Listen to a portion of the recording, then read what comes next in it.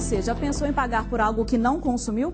Pois é, alguns moradores de Igarapé sofrem com a falta de água e denunciam a cobrança abusiva por parte da Copasa. A novela continua. Bairro Pousada del Rei, Igarapé, região metropolitana de Belo Horizonte. Na casa da Neuza, água que é bom não chega com frequência há meses. É normal, 3, 4 dias ficar sem água. Infelizmente, ultimamente está assim. A falta de água é um fato, mas receber a conta com valor exorbitante é, no mínimo, contraditório em um lugar onde o fornecimento é precário. Pois isso tem acontecido com os moradores do bairro Pousada del Rei, aqui em Igarapé. Em algumas situações, os valores das contas dobraram. A dona Maria de Lourdes também não acreditou quando recebeu a conta da Copasa no valor de R$ 81,89. Pagava 21 e agora 81. Agora 81 e 80 e poucos centavos e eu sou aposentada. E se eu for pagar essa conta aqui, cara, eu não como, né? Não tem como eu comer, né? Como é que eu vou comer? E a luz? E o resto dos trem? Agora veja isso. A Mari mora sozinha. As contas dela não passam de R$10. Mas acreditem, este mês as coisas mudaram. Ela vai ter que pagar R$ 104,68. Morando sozinha, não gasto quase nada. Tem vezes que eu passo o dia fora. Igual hoje mesmo, mais à tarde eu tenho que sair. Passo o dia fora, só chego no outro dia. Como é que eu vou gastar isso tudo? No escritório da Copasa encontramos o seu Marcos, com a mesma reclamação. Normalmente o senhor pagava quanto de conta? 60, 80 reais no máximo. E agora esse mês recebeu essa surpresa? Essa bela surpresa, né, da Copasa, de R$ 326 reais, sem ter água. E eles falam que é normal passar o ar e cobrar o ar. Eu quero é água, não é ar não. Tentei uma explicação com a gerência da empresa de saneamento no município, mas ninguém podia falar sobre o assunto. Está entrando ar nos relógios, lá no encanamento das casas? O que tem acontecido? Por que esses valores começaram a aparecer assim? Olha, eu realmente não posso declarar nada a esse respeito. O que a gente tem aqui é uma falta de água generalizada. Isso é o que está acontecendo. Mas sobre os valores não, acima do normal? Não, sobre isso aí não é da minha alçada. Eu teria que ser... Somente a central. Isso. Em nota, a Copasa informou que os clientes do bairro Pousada do Rei devem procurar a agência de atendimento da Copasa, que fica na rua Marciano Henrique, número 45, no centro, e solicitar uma análise das contas. E depois do Outubro Rosa marcar o câncer de mama, o combate ao câncer, o mês de novembro terá as cores dourado e azul para simbolizar a luta contra o câncer infantil e de próstata.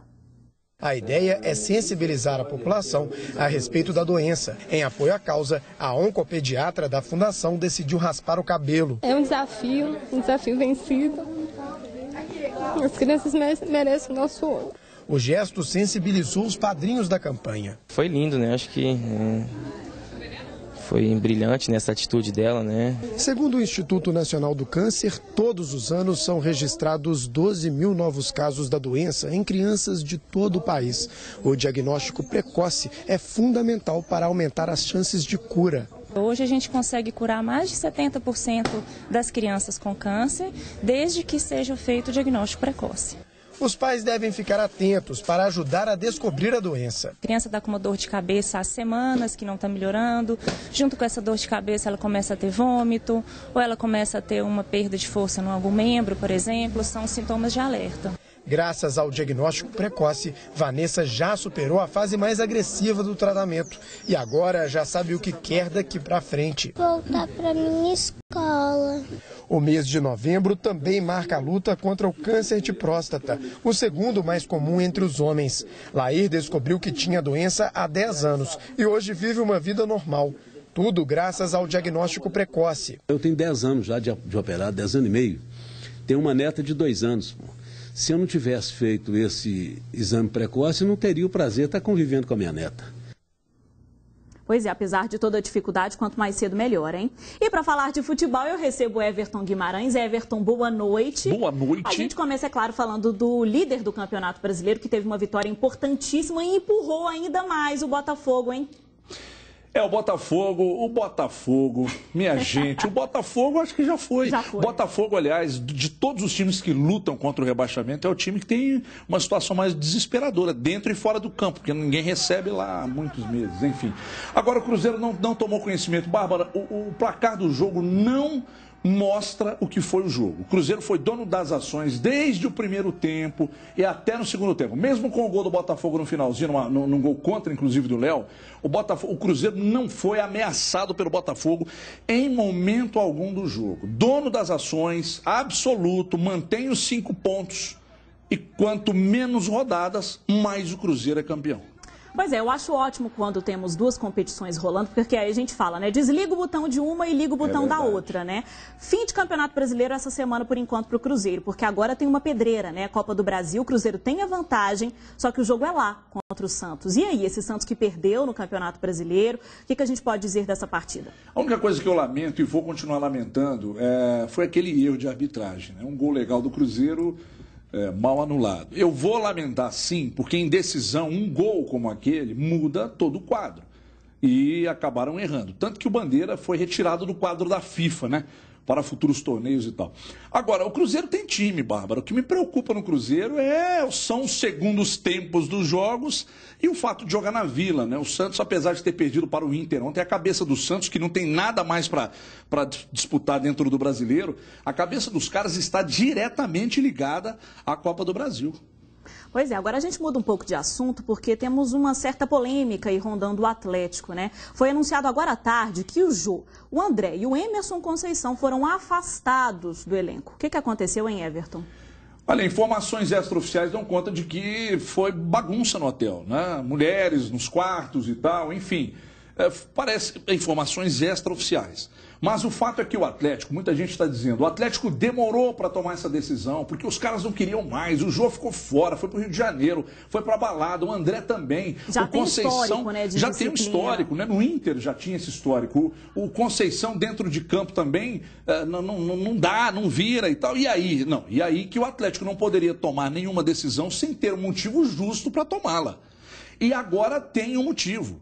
Então agora os jogadores estão entregues, não jogam mais pelo Atlético, estão entregues ao departamento jurídico e me parece que serão dispensados por justa causa. Se no contrato tiver alguma cláusula aqui que ajude o Atlético nisso, tchau, tchau, rapaziada. Você tem 10 segundos para falar sobre a pedreira do Atlético.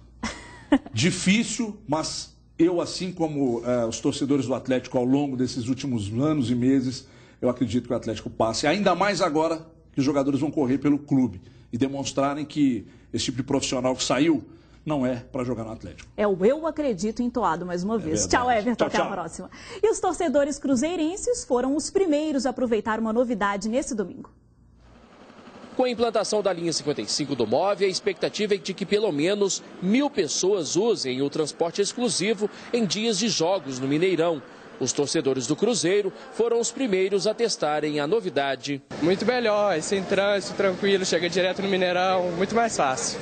O ponto de partida da linha especial será sempre a partir da estação MOVE Rio de Janeiro, que fica na Avenida Santos Dumont, no centro da capital. O coletivo fará paradas em outras 3 estações ao longo da Avenida Antônio Carlos. Ela para somente na estação Senai, que é a primeira estação aqui, logo que você sai do viaduto leste. Ele para na estação São Francisco e na estação UFMG. É um empreendimento, né, de grande demanda de usuário e a gente incentivar o transporte coletivo para você melhorar as questões de mobilidade e de acesso ao estádio. Os ônibus da linha 55 com destino ao Mineirão começarão a circular sempre 2 horas antes dos jogos. A expectativa da BH Trans é que o percurso até o estádio seja feito em pelo menos 30 minutos. A chegada dos usuários do MOVE será pela Avenida Abraão Caram. A via recebeu uma faixa exclusiva para ônibus. Melhor, né? Vir de ônibus, no carro, para estacionar é complicado. Foi muito bom, acho que agora eu só vou vir de MOVE, viu? Na volta para casa, o torcedor poderá embarcar em 2 pontos. Um na Avenida C e outro próximo à entrada sul do Mineirão. A seguir, a comemoração dos 200 anos da morte do mestre do Barroco. E ainda o resultado da votação que elegeu o nome do Gorilinha. São 7h09. Jornal Band Minas.